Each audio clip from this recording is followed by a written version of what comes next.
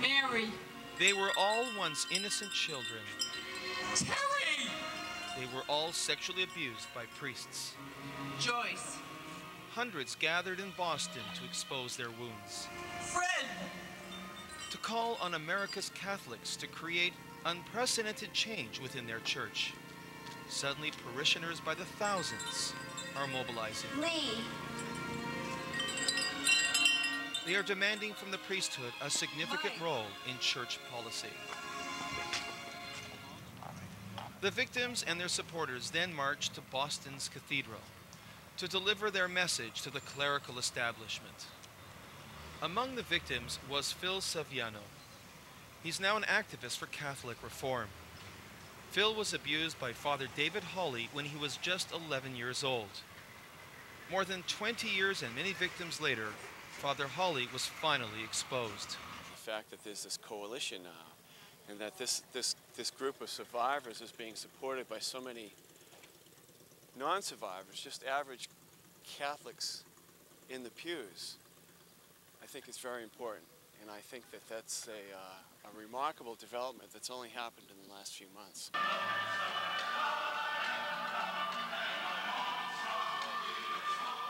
I was raised Catholic. I came from a very religious Italian Catholic family, so I had a lot of opportunities for contact with Father Hawley.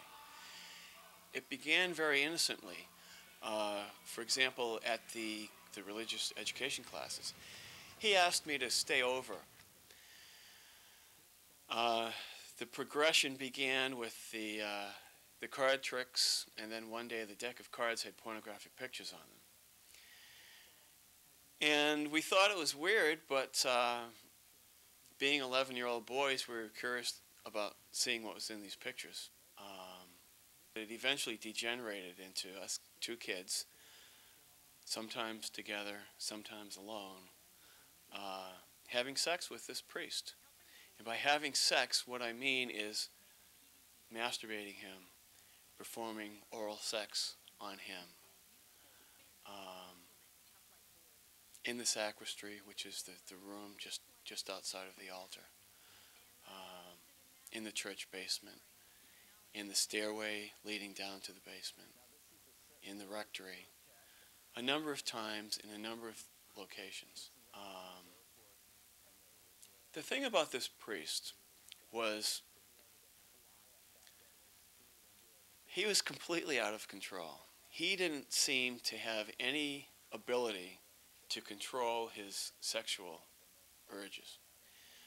And there were times when he would be doing this in the church, when there were parishioners in the church, saying the Stations of the Cross or praying in front of the altar, and he would be in another room or just on the other side of the door, the main entrance,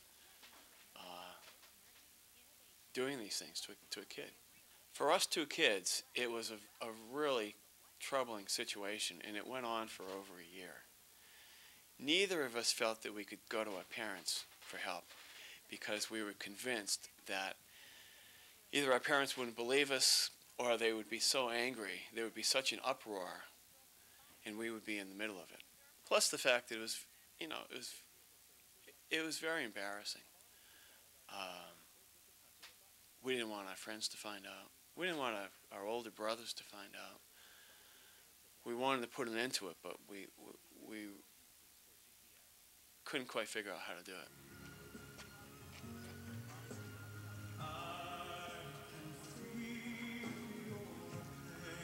More than fighting pedophilia, these activists want to be part of the decision-making to determine selection of priests. The ultimate change is going to have to come from the parishioners. They're going to have to decide, are they going to remain faithful? Are they going to be able to have a greater say in the way the church is operated? Are they going to continue to support financially this organization? Among the protesters were members of Voice of the Faithful. It's becoming a revolutionary force in America's Catholic community.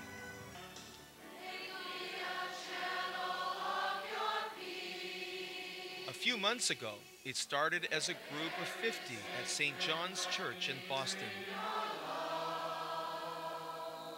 Now there are 15,000 members and growing.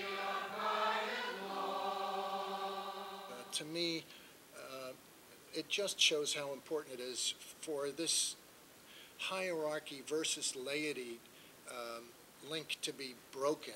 And instead of one above the other, they should be on the same level, and they should be joining hands and working together to bring the faith to everyone, instead of this dichotomy, this split that we see now. This is the problem as I see it. It's hard to do all of that right away. I think our goal has been, and will continue to be for at least a while longer, to get a seat at the table, to get a voice at the table. And that once we have our seat at the table, we can then be part of what goes forward in decision-making and decisions on what clergy serves where, bishops for each archdiocese, things like this. And that it's time for us to accept the fact that we have some responsibility in all of this too. That for years we have not asked the questions that need to be asked, and we've not come forward to say we care enough about this church to stand by it, to stand with it, and try to help it heal.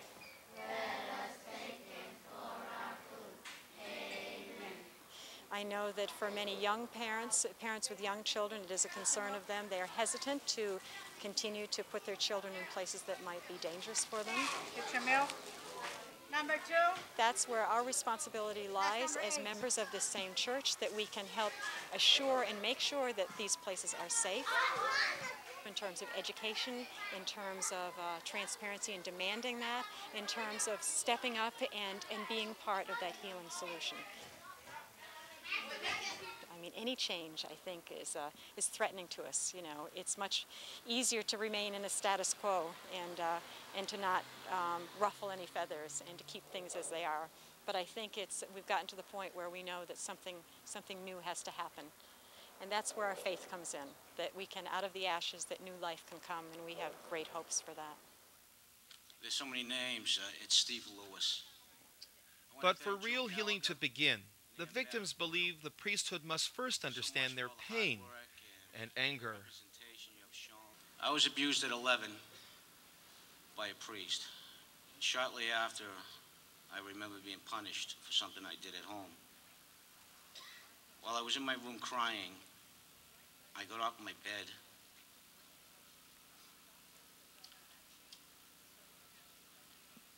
and I walked over to the crucifix hanging on the wall and spat on it as I remembered the abuse. After I spat on it, I said to Christ, how could you let this happen to me? I know I am forgiven for this. While abuse survivors echoed their pain and anger, the clergy was noticeably absent. They were attending Mass inside the cathedral. Obviously uncomfortable with the protests at the heart of America's Catholicism, a spokesman discreetly ventured out from a side door, out of sight from the protesters.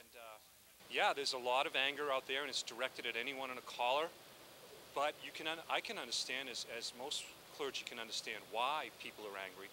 And all we can do is commit ourselves to doing everything that we can to help the victims and their families to recover and no longer be victims but survivors, to pledge to do everything that we can to make sure that this never happens again, and to just commit ourselves to the call that Jesus Christ called us to live the good life of the gospel. If someone being mad at me helps them heal, and that's what it takes. Any of us, I think, will take that. You just can't begin to fathom the grief and hurt that must be a part of their lives. The clergy is in complete denial. They're fighting this the whole way. They're giving hollow apologies. And basically, after doing this for so many years, I believe that they just don't care. And as the Gagan paper showed, which I filed in court, all 10,000 pages, the clergy, the Catholic priests protect themselves, and they leave the victims out to dry. Mitchell Garabedian represents dozens of abuse victims who are suing the Catholic Church. Patrick is one of them. He was raped by Father John Gagan, a notorious pedophile. The church has already gone back on the out-of-court settlement with Garabedian, because every week more and more adults are coming forward saying they were abused by priests as children.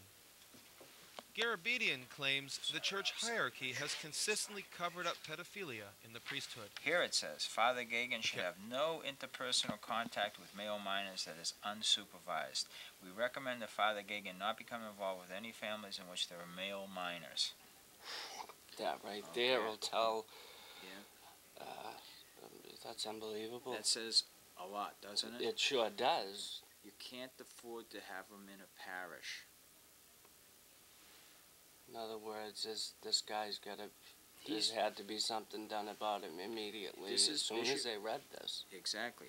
This is Bishop Banks taking notes, according to the testimony of Bishop Banks, of his conversation with Dr. Brennan about Father John J. Gagan. After the first accusation, they should have done something about this. There shouldn't even be all this paperwork. He shouldn't have visited all these institutions without staying there for life. That's what makes me sick. How can anyone ever trust these people again? I don't know. It isn't right. It was all about secrecy. The pedophile priest would keep the matter secret. The Archdiocese of Boston told, and the other archdioceses kept the matter secret. And the Vatican has guidelines stating these matters, when looked into, shall be kept secret. And we all know that fosters more secrecy, which protects the pedophile and re-victimizes the victim. While the victims protested in front of the cathedral, across the road at the Catholic charity, Sister Justinia went about her job. Sure, I'd be happy to. I'm in the habit of For the past 32 years, she has managed the second-hand shop that serves Boston's poor. In many ways, Sister Justinia personifies the good work of the Catholic Church. She believes the priest's good work, even those that have committed the sin of pedophilia, is being forgotten. All these wonderful men have done great works, but they don't bring out the good work that they've done through the years, through it all. But that one mistake they made, they'll always remember it. That bad mistake that they made, you know. And that's what's very sad.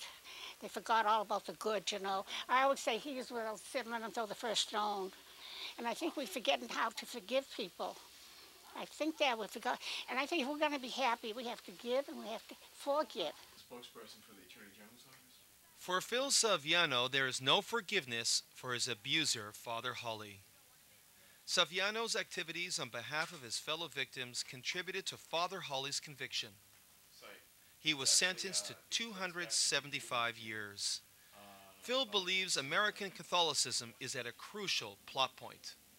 The big question is, if groups like Voice of the Faithful are not successful in achieving these goals, having a greater say in the way the church operates, are they going to continue to remain faithful, or are they going to break apart? Are they going to start withholding their donations, taking the next step in order to have a greater voice?